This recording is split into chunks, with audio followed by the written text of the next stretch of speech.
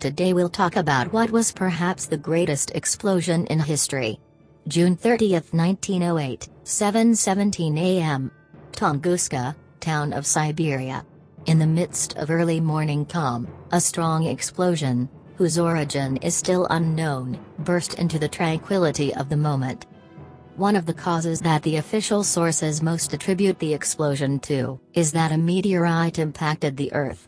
But there are also speculations that it may have been a nuclear explosion or an extraterrestrial attack. The only thing we know for sure is that there were many witnesses who, even from other parts of Europe, claimed to have seen strange glitter in the sky, accompanied by a very strong red tone around the sun.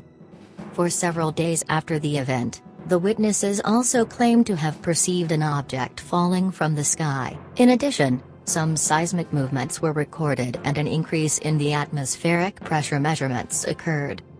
The explosion was described as a mushroom of fire and smoke of a gigantic size. Thanks to these descriptions, it was concluded that perhaps it was a nuclear experiment, since some inhabitants of the place suffer rare diseases and aberrant mutations, similar to those of the survivors of Chernobyl.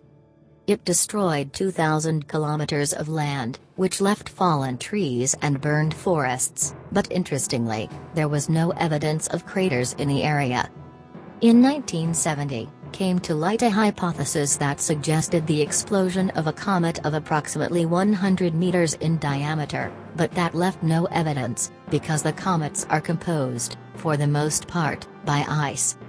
According to the most serious conclusions made by the investigators, this kind of event leads to two relevant and very worrying hypotheses: that we are victims of atrocious nuclear experiments made by the world superpowers, and that we are not alone in the universe.